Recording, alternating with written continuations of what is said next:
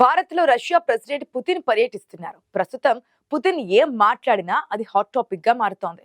అందుకే Putin Bharat tour ని ప్రపంచమంతా ఆసక్తిగా చూస్తోంది. 2 రోజుల పర్యటనలో భాగంగా రష్యా అధ్యక్షుడు 23వ వార్షిక శిఖరాగ్ర సదస్సులో వాణిజ్యం, రక్షణ తదితర అంశాలపై రెండు దేశాల అగ్రనేతలు చర్చించనున్నారు. ఈ సందర్భంగా కీలక ఒప్పందాలు కుదిరే అవకాశం కూడా ఉంది. భారత్ పై అమెరికా సుంకాలు విధించిన నేపథ్యంలో పుతిన్ మన దేశాన్ని పర్యటించనుండడం ప్రాధాన్యం సంతరించుకుంది. రష్యా చమురు కొంటున్నందుకు అమెరికా ఉక్రోషంతో ఊగిపోతున్న సమయంలో పుతిన్ భారత్ లో పర్యటిస్తున్నారు.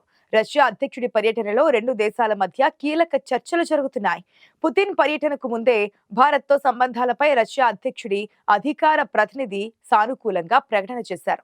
వాణిజ్య లోటు విషయంలో భారత ఆందోళనలు తమకు తెలుసంటూనే దాన్ని బ్యాలెన్స్ చేసేందుకు దిగుమతులను గణనీయంగా పెంచుకుంటామని ద్విత్రి పెస్కోవ్ కీలక ప్రకటన చేశారు. ద్వైపాక్షిక వాణిజ్యంపై ఇతర దేశాల ఒత్తిడి లేని వ్యాపార విధానాన్ని అభివృద్ధి చేయాల్సిన అవసరం ఉందన్న పెస్కోవ్ ఆ దిశగా చర్చలుంటాయని సంకేతాలిచ్చారు. అమెరికా ఆంక్షలు విధించినా భారత్ కు చమురు సరఫరా తగ్గకుండా చూసేందుకు రష్యా ప్రయత్నిస్తోంది. ఇరు దేశాల ద్వైపాక్షిక వాణిజ్యం 2030 నాటికి $100 బిలియన్ చేరుకుంటుందని ఆశాభావం వ్యక్తం చేశారు పుతిన్ అధికార ప్రతినిధి. ప్రధాని మోదీ ఆహ్వానం మేరకు ఈ నెల 4-5 తేదీల్లో రష్యా అధ్యక్షుడు భారత్ లో పర్యటించనున్నారు. రెండు దేశాల 23వ వార్షిక శిఖరాగ్ర సదస్సులో వాణిజ్యం, రక్షణ తదితర అంశాలపై చర్చించబోతున్నారు. రష్యాతో మొదటి నుంచి భారత్ కు మంచి సంబంధాలున్నాయి. ఎన్నో దశాబ్దాలుగా ఈ అనుభవం కొనసాగుతూ వస్తోంది. ఏదైనా సమస్య వచ్చిన ప్రతిసారి భారత్ కి రష్యా అండగా నడుస్తోంది. అయితే భారత్ స్నేహహస్తం చాస్తున్న అమెరికా అధ్యక్షుడు ట్రంప్ మాత్రం బెట్టు చేస్తున్నారు. మిగిలిన దేశాలతో పాటు భారత్ పైన కూడా అడ్డగోలు సుంకాల మోత మోగించారు. అవకాశం దొరికినప్పుడల్లా పాకిస్తాన్ దువ్వుతున్నారు. రష్యా నుంచి భారత్ చమురు కొనుగోలు చేయడం పైన ట్రంప్ అక్కసు వెళ్లగక్కారు. కానీ రష్యా మొదటి నుంచి భారత్ తో స్నేహపూర్వకంగా ఉంటుంది. భారత్ విషయంలో అమెరికా వ్యవహార శైలిని కూడా ఆ దేశం తప్పు పట్టింది. ఇలాంటి సమయంలో ఢిల్లీలో జరిగే 23వ ఇండియా రష్యా వార్షిక సమ్మిట్ తో రెండు దేశాల మధ్య సంబంధం మరింత బలపడుతోంది. యుక్రెయిన్ యుద్ధం కారణంగా రష్యాపై అమెరికా అనేక ఆంక్షలు పెట్టింది. దీంతో చాలా దేశాలు రష్యాతో వాణిజ్యాన్ని తగ్గించేశాయి. ఇలాంటి సమయంలో భారత్ చమురు కొనుగోళ్లతో రష్యాకి మేలు జరుగుతోంది. వాణిజ్యపరంగా కూడా భారత్ తో రష్యాకు ఎలాంటి వివాదాలు లేవు. ప్రపంచ పరిణామాలతో భవిష్యత్ వ్యూహాలపై పరస్పర అవగాహన పైన రెండు దేశాలు మనసు విప్పి మాట్లాడుకునేందుకు, కీలక ఒప్పందాలకు వచ్చేందుకు ఈ భేటీ వేదిక కాబోతోంది. రెండు దేశాల మధ్య రక్షణ సహకారం, ఇంధన రంగ సహకారం, వాణిజ్యం, టెక్నాలజీ బదలాయింపు వంటి అంశాలపై చర్చ జరుగుతోంది. భవిష్యత్ అవసరాల దృష్ట్యా భారత్ కు రష్యా నుంచి రక్షణ సహకారం అనివార్యం. రష్యా డిఫెన్స్ టెక్నాలజీని పొందడం భారత్ కు వ్యూహాత్మక అవసరం. రష్యా నుంచి ఆయుధాలు కొనడమే కాకుండా వాటిని స్వదేశంలోనే తయారు చేసుకోవడం, అలాంటి టెక్నాలజీని రష్యా నుంచి పొందడం భారత్ కి కీలకం కాబోతోంది. రష్యా నుంచి మరిన్ని S-400 ఎయిర్ డిఫెన్స్ స్క్వాడ్రాన్లు, సుఖై 57 ఫైటర్ జెట్లను కొనేందుకు భారత్ ఆసక్తిగా ఉంది. వీటన్నిటిపైన పుతిన్, మోదీ మధ్య కీలక చర్చలు జరిగే అవకాశం ఉంది. అమెరికా ఆంక్షలతో ఇంధన రంగంలో సహకారంపై కూడా రెండు దేశాల మధ్య చర్చలు జరగొచ్చు. భారత్ రష్యా వార్షిక శిఖరాగ్ర సమావేశానికి పుతిన్ ఢిల్లీకి రావడం 2021 తర్వాత ఇదే మొదటిసారి. గత సంవత్సరం అక్టోబర్లో బ్రిక్స్ శిఖరాగ్ర సదస్సుకు రష్యా ఆతిథ్యం ఇచ్చింది. ఆ సమయంలో పుతిన్, మోదీ సమావేశమయ్యారు. యుక్రెయిన్ యుద్ధం ప్రారంభమైన తర్వాత ప్రధాని మోదీ 2024 జూలైలో తొలిసారి రష్యా వెళ్లారు. ఆ సమయంలో కూడా ఇద్దరు నాయకులు కలుసుకున్నారు.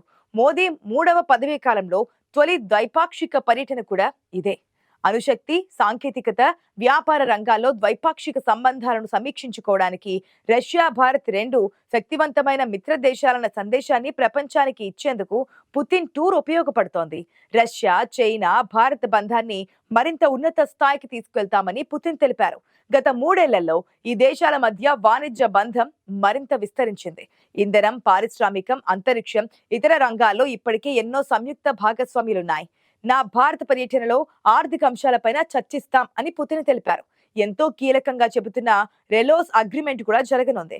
రెలోస్ ఒప్పందంలో భాగంగా రెండు దేశాల మధ్య సైనిక నిర్మాణాలు, యుద్ధ నౌకలు, యుద్ధ విమానాల పరస్పర మార్పిడి ఉంటుంది.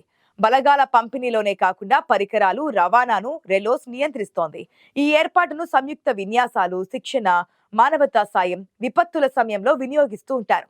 డ్యూమా వెబ్సైట్ లో నోట్ ప్రకారం రష్యా పార్లమెంట్ ఆమోదించిన పత్రాల్లో రెండు దేశాల గగనతలాన్ని, పోర్టులను రష్యా, భారత్ యుద్ధ నౌకలు వినియోగించుకుంటాయి. రష్యా అధ్యక్షుడు వ్లాదిమిర్ పుతిన్ డిసెంబర్ 4, 5 తేదీల్లో భారత్లో పర్యటించనున్నారు. పుతిన్ ఈ 2 రోజులు ఢిల్లీలోనే గడపనున్నారు. ఈ క్రమంలో గత వారం రోజులుగా రష్యా అధికారులు భారత్ చేరుకొని ఆయన రక్షణ ఏర్పాట్లు నిర్వహిస్తున్నారు. పుతిన్ భారత పర్యటన సందర్భంగా 4 అంచెల భద్రతా వ్యవస్థలో కట్టుదిట్టమైన ఏర్పాట్లు చేశారు. ఈ పర్యటన సందర్భంగా ఆయన భద్రత కోసం ఏర్పాటు చేసుకున్న ఏర్పాట్లు ప్రపంచ వ్యాప్తంగా చర్చనీయాంశంగా మారాయి. ఆయన తాగే నీరు, తినే ఆహారం మాత్రమే కాదు, ఉపయోగించే టాయిలెట్ ను కూడా రష్యా నుంచే ప్రత్యేకంగా తీసుకురావడం ఆయన భద్రతా ప్రమాణాల తీవ్రతను తెలియజేస్తోంది. పుతిన్ భద్రతా బాధ్యతలను ప్రెసిడెన్షియల్ సెక్యూరిటీ సర్వీస్ చూసుకుంటూ ఉంటుంది. తమ అధ్యక్షుడి పర్యటనకు ముందుగానే ఆతిథ్య దేశంలోని క్రైమ్ రేటు, ఉగ్రవాదం, నిరసనలు, మతపరమైన కార్యకలాపాల గురించి ఎస్బీపీ ఆరా తీస్తోంది.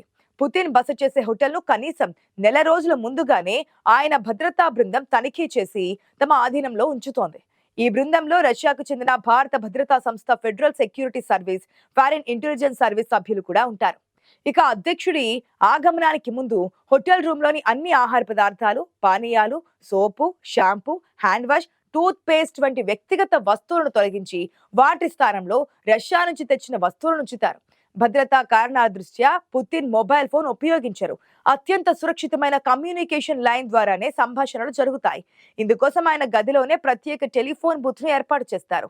పుతిన్ ప్రయాణించే ఇల్యూషన్ IL-96-300 PU విమానాన్ని ఎగిరే క్రెమ్లిన్ అంటారు. ఇందులో సమావేశ గదులు, జిమ్, మెడికల్ రూమ్లతో పాటు అణుదాడికి ఆదేశాలు జారీ చేసే న్యూక్లియర్ కమాండ్ బటన్ కూడా ఉంటుంది. ఆయన విమానానికి యుద్ధ విమానాలు ఎస్కార్ట్ గా ఉంటాయి.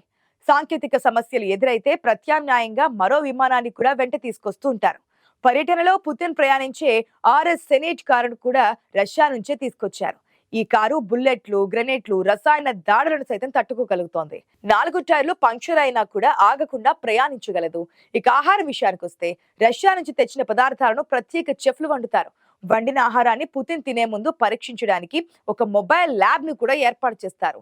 బహిరంగ కార్యక్రమాల్లో బుల్లెట్ ప్రూఫ్ జాకెట్ ధరించే పుతిన్ చుట్టూ ఎల్లప్పుడూ 4 అంచెల భద్రతా వలయం ఉంటుంది. ఈ రోజుటి నుండి 2 రోజుల పర్యటనలో పుతిన్ కోసం భారీ భద్రతా ఏర్పాట్లు గత కొన్ని వారాలుగా జరుగుతూ ఉన్నాయి. ఆయన తినే ప్రతి ఆహారం రష్యా నుంచి తెచ్చిన ల్యాబ్ లో పరీక్ష చేపడుతోంది. అంతేకాదు టాయిలెట్ నే కాదు, హోటల్ బాత్రూమ్ ను కూడా పుతిన్ వాడరు. ఆయన కోసం రష్యా నుంచి మొబైల్ బాత్రూమ్ వస్తోంది.